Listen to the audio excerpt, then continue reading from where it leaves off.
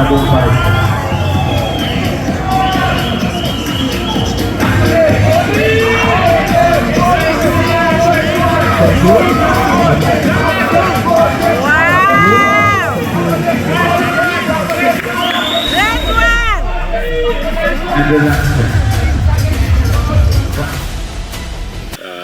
It was my first time in 2021.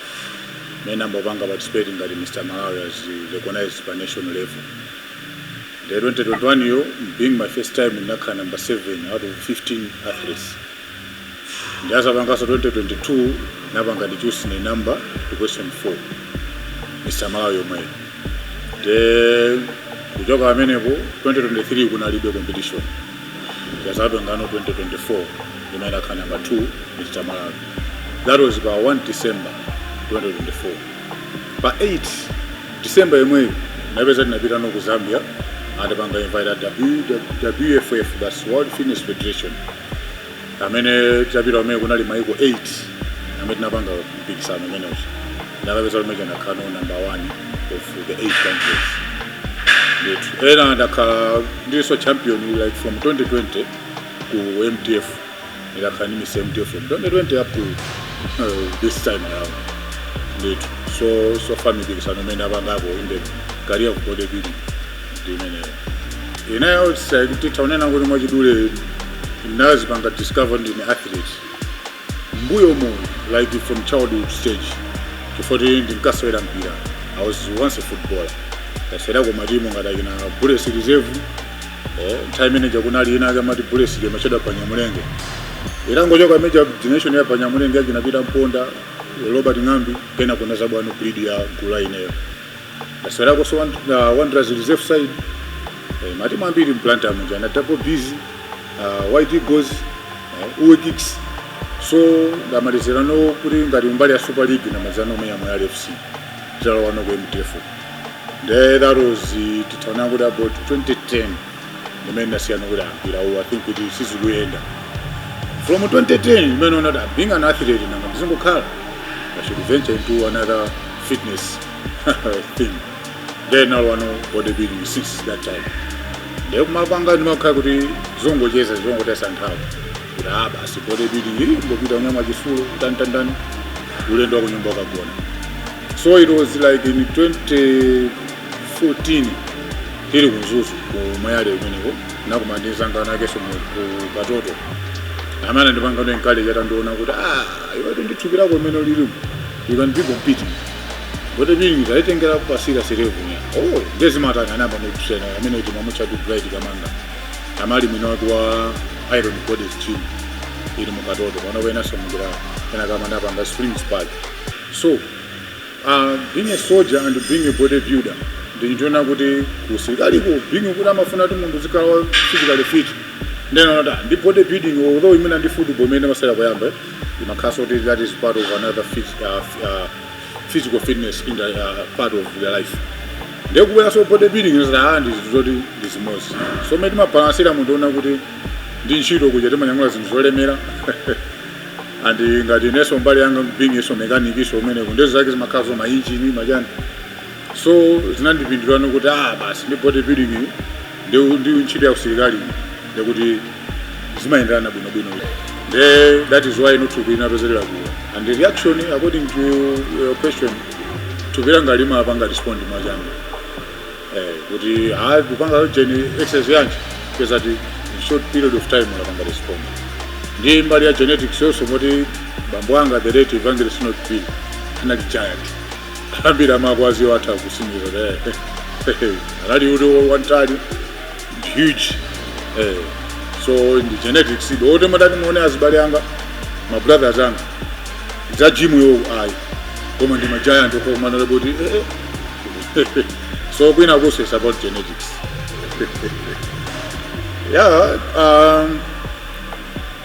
Normally, it was painful indeed. It was painful starting, like we are venturing from a certain kind of sport, like football, venturing into another sport, which requires more energy. It was something hectic. You are dealing with it in order to carry the mass. achiremba 10 kg 12 20 50 100 so ukulimbana ndi chinthu chimene choti ndicholemera chine masipa yoka still more you feel pain. Bodybuilding munthu kamayamba kumene ngati nemene mayamba kumene irozi kuti focus yanga inali kuntunda chifukwa umatu kamaona zanthu zake kuona ndimpono chest so nali ndichidwi kuti kodi zimatani kena wane neso ndayambapo koma nokuti noti ndi balance ndi musi lower part of the body na miyendo kunali kucha kuti kuvuta chifukwa kuti leg workout ndi session imene makhayo kuvuta kwambiri kwa almost every bodybuilder, even those professional bodybuilders international. Kungauza kuti hapo leg day amaitodzira kuti ntchito ilipo. So ndikumapanga concentrate ku upper body workout napeza nokuti the guy imene nani nakwayambirira kuja bread kamanga atandoona inazata mbale wanga taziweka sunimene balance to gross votu kungulwera kuweka kuntunda kwake kumafika paja kumoneka ngati mwando wa shape ndezi masekesa anomoda kodi panza nanga mwendo ubanji ndema kanga tili mwendo ndiobwereka si yako koma wingi ipatulu vako foti chaulesi kuyiweka then namba no kuyiweka no ndimendo atandipanga encourage bread kamanga. So that time I was doing the workouts in the anthu akawiri unake matayu chavula and lecture kunzuni doing like the junior mataka. So those two guys na made kaweka nawo say wava zote za mwendo hii timakuuza ndeti tani ite tandisire the blood kamanga muno wakaye wa gym ananditengano yiko ndimuyambisere workout. That is when I started to balance the upper body and the lower body paka nokumoneka na shape inuti ya bodybuilder nditu.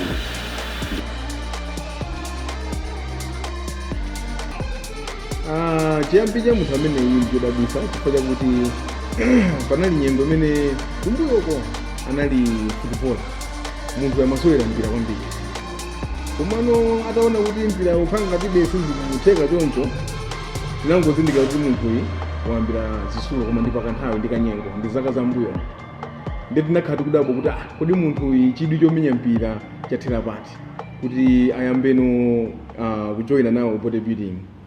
Nde napeza kuti wamba ndithu bodybuilding koma ndi pambuyo ndi zaka zambiri zapitazo. Ndi munthu olimbikira kwambiri, ndi munthu oti amayika chidwi pa chinthu chimene ali nacho focused kwambiri. So he was focused atayamba zimene zizi mpaka nakuzafika lero lino pamene tafika pa.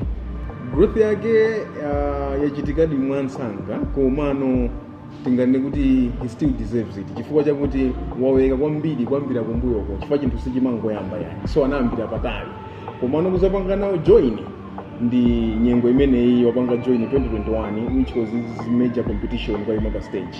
Atapanga compete anapeza nambala yabwino malingana ndi chidwi chake ku bodybuilding iko ndi mmene so analili outcome yake mmene inalili ndi mmene amaonekera pa stage. That's why he was able kupanga qualify kuzafika pa nambala imeneyo. Mostly would say kuti upper body 90%. Lower body ndetu kuti 80% still he stands there. Pamene upper body taika kuti 90% ifika kuti proportion yake ya muscle, roundness ya muscle, komanso ndi genetic yake mmene munthu anabadwa mmene alili, komanso the height. So ma advantages amene onda amene akumpanga kuti he should stand out kusiyana ndi anthu ena. So upper body yake is very very unique. Yoti akayima pasechi pajapa you'll be able to tell kuti okay, in the shoulder this is six pack, in the bicep, in the tricep this is back. So chicho sima kodi chilipacho kapacho sabunabuna. That's why he's standing out so much.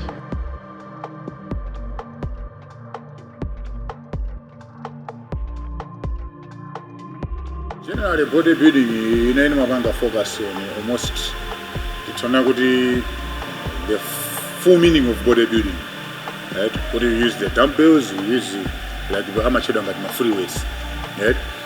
The free weights and the cable weights, cable pulleys and whatsoever.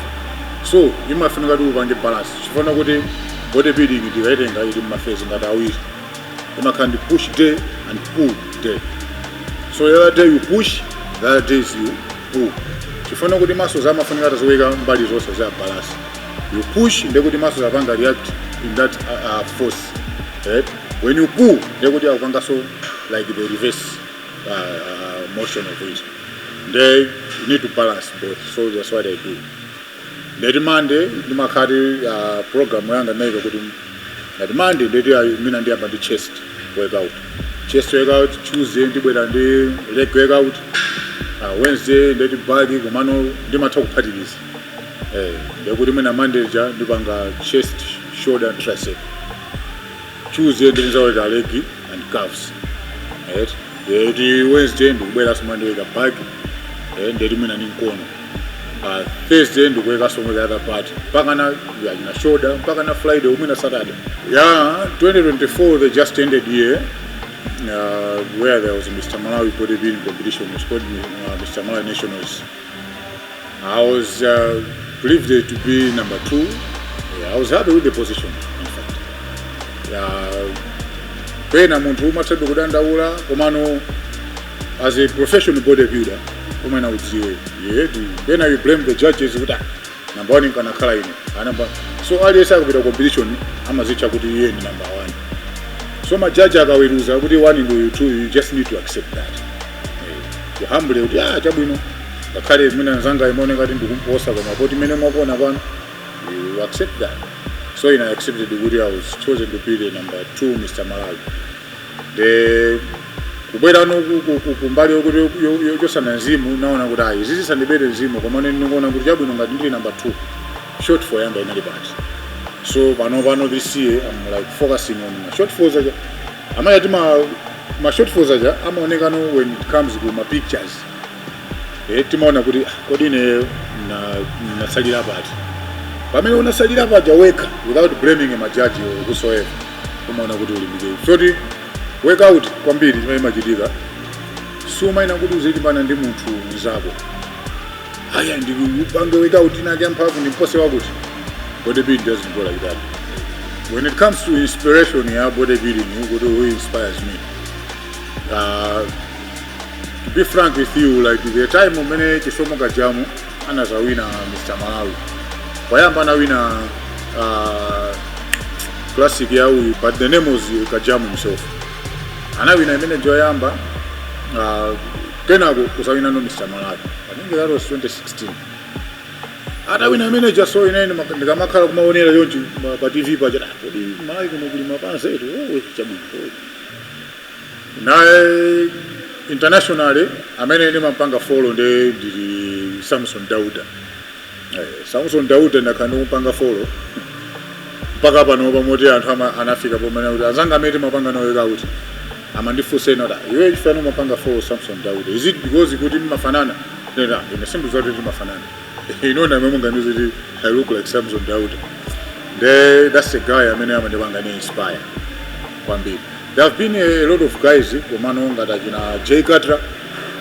So as guy being like one of the founders of bodybuilding internationally. So the mango panga before Minasokina Faja, my film I made in Kaonina, till my play Mario. Komano Munamena Satan Okambiri. Like after the first year was like Woody Tetana with Ron Coleman.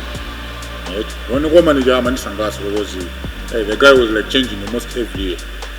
Yeah, Zambia, as it was my very first international competition. It was the courage that I myself had in my mind. I participate in international competitions. Like Emmanuel Muhua, and I have Mr. Malawi Kangapo, and I have South Africa. And I have competing in I get my NPC, Anno the Classic, and I will go to Dubai, and I have number 12, position 12. So now Ines, I think little one is participate in international competition. Then Tinasabira no Zambia no the invitation to the competition in WFF, which is World Fitness Federation. Then Tabira Menego, I was excited. Stepping on the international stage, and it was a beautiful stage. Very beautiful. And it was in Lusaka. Gumalo Pinagama Guchabudi East Park. East Park the competition. Being excited, stepping on the international stage, and the winner of categories I made now in our binaria match with Warrior category. Warrior category in a Mavala as traditional. Ngati Munangoni Zipia, wamasai avala zawo zitenje zicha, winaso wa tradition yake naso avala zake, mwina ngati alomwe ndekuti avala zamasewe zicha, malinga ndi tradition yawo. So ine being ngoni inavala zipia za chingoni. So kategori imeneyo nayo inaso number 1 because amafuna kupange display ngati warrior, amati warrior kategori. The display yangayo as a warrior imene navaliramo I impressed the judges. Then naka number 1. Second category imachedwa men's extreme. Men's extreme yo inaleno kuti tengera ma kgs amene munthu ukulemera.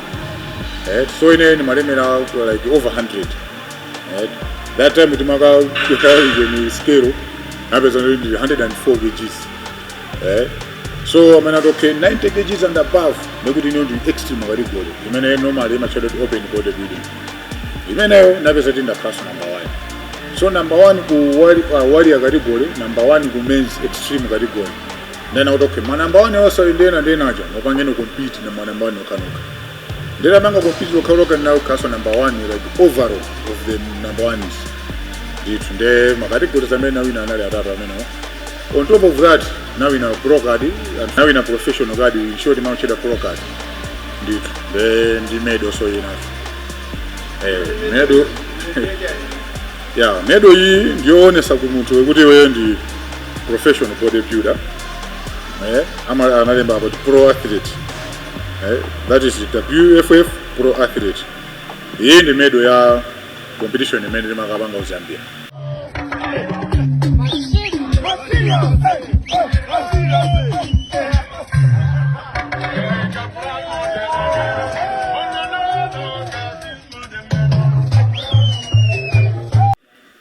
The most toughest poses of the 8 mandatory poses, the toughest is the most muscular pose. Most muscular pose you follow exhaust most all the energy that you have, because you need to show the almost every muscle that is on your body. Kuti una you panga work out on. For the work out we work on almost every single muscle. Shoulder, front delt, side delt, rear delt of the shoulder itself. Also, lero mafana tu kunge, olomimba, yonike mwendo, so chest, so says jump at once, even the trap. Right? So, I mean, it's the toughest about. Tight younger, normally, when I bodybuilding in my career, I go on my face, but I will. Phase yamba timacho kuti bulking phase. Bulking phase imene yomango uja nomena chili chose chagwa mbale. Phase timafuna kuti thupi likule libweremo. So per day matoka ndi ma meals imene up to 6. Kuyokera mamawa mpaka nokafika ukagona. Lero ndikuena kudya 6 meals or maximum 7 meals. Tikabwera no second phase ino kuti ndifuna tishirede timati shredding phase. Shredding phase yo ni muja kuti wanene pa wakula ungoneka no chipanza kumachona ngati chambiri chabe. Now you need to shred the muscles. Right? Kuti know you are ready for the competition. Then minute maonika no okay. Tipanga bulking phase for miezi ngati. Date mazalo okay competition ili mwezi wakuti date yakuti. Kana kono timazeka ono nthawi naija kulwana mo shredding phase. When about 4 months before competition or 3 months before competition. The shredding phase yo diet yanga no imaza sinthano vene bachi. Ndeti mamba kuchepesa carbohydrate intake ndikuchulusa protein intake. Ndeti kachepesa carbohydrate ndeti kuchepesa zokuti carbohydrate fata masunga kwambiri madzi. Apeteka mphamvu komanso usunga madzi kumasozi. Ndeba shredding phase imafuna kuti masozi ataye madzi komangokhala only the muscle. Ndengokhala kuti fat yachoka. Koma ingokhala the muscle. Ndeti mani muscle ija kuti noti ikulebe ifike pa level imene ukufunira izi. Ma food stuff sake amene amakhalapo pa diet amakhalapo tinganena ngati kuti boiled Irish, mpunga wa white rice, nkhuku. Andi pa nkhuku paja futi timadya nkhuku yonse imakhala selective. Pa nkhuku paja ndeti timadyapo only the breast part tikamena ndi ma drumsticks basi. Ndeti the rest of the chicken timakhala tikuyisiya ndekuti azibale ena ndena azidya mbali zimene. So fish, vegetables, broccoli, amenazi peanut, just peanut butter zimapanga incorporate in pina kuti makhano kuti jangles aliso jamu. The diet plan yake yose makhano kuti upanga mix zimezi. Pena aso timatenga mbatata yocha. Yes, mbatata yocha just ni mbali yake mene magwira imene.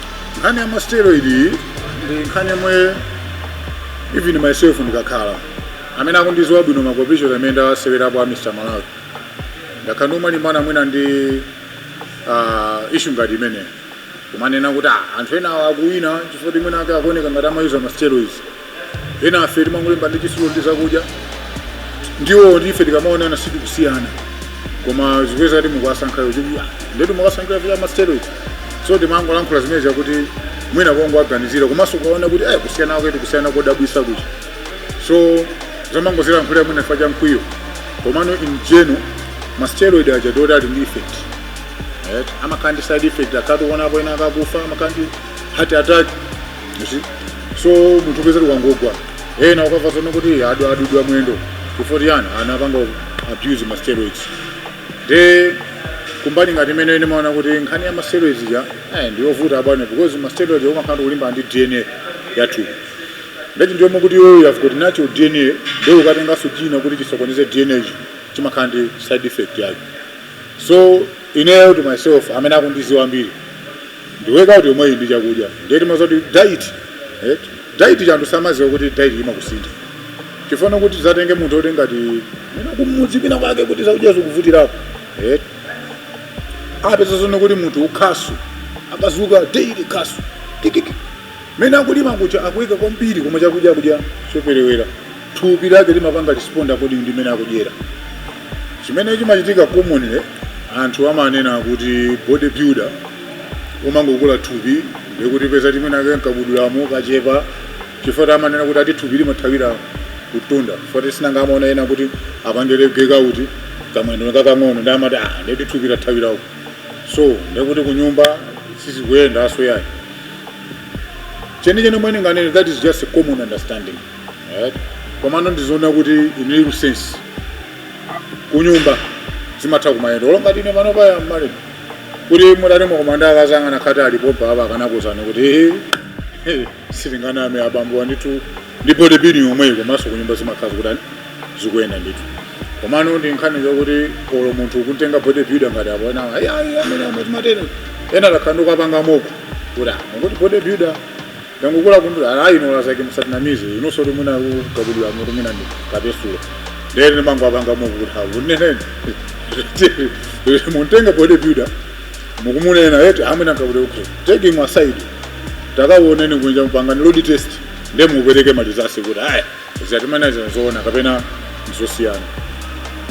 Chomalizira takunena kuti kapena chiyo danda ulisaso. Malawi kunoko ngati mbuyomu like this just ended year tasewera competition ya Mr. Malawi Nationals. Chodanda ulisa ndichitona kuti pamapeto pampikisano anthu mbampikisa takuuza notoke pangane mpikisano umuwina chakuti anatuza amene paja number 1 awita 2 amene kuina 3 million koma budget imene ikidwayo it was reduced. De anataka pangane reduce budget according to my players amene muda apase ma athletes. Then number 1 was told kuti under 2 million. Number 2 1 million, number 3 is 500,000. Ndima categories ena just ma junior category and the other categories. Koma kodabi chodabi sabana neno kuti competition ija tinamenya pangongole. Tamaliza competition ija kunena kuti andrama muti pase ma account anu. Ndrama tu kupasa nibeni. So you can imagine from 1 December 2024 mpaka na pangole. Then about 2023 2024 ndrama zake zilikuti. De sport ya bwana tukumana ndizi ndizoti zokoma. Tipange mpikisano ate pangongole. Anthu afuse umene kuja akuti ndi anthu ovuta.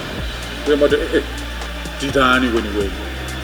As an individual ndoti mango yanga nalo ngati mbali ya sponsor. That is a great challenge. Kuti atapeze kama owisha zenake kuti mbali tamva kulira kwanu. ifeyo tabwera nawo titakuma kutsanzira ndi company ibwera company chatikhala brand ambassador wawo ngati mene na number 2 Mr. Malawi pamene kubwera makampani number 2 kuona maso zimene ali iwe tizikika pa product yathu ndeti wakunga chinkono wapanganya ndeta ndetaka user product azikhala chipanza ngati mene akuona mene zimayendera komano mwina kusogolo kuti tiziona otherwise currently pano pandeti palibe kwa chiliwonse.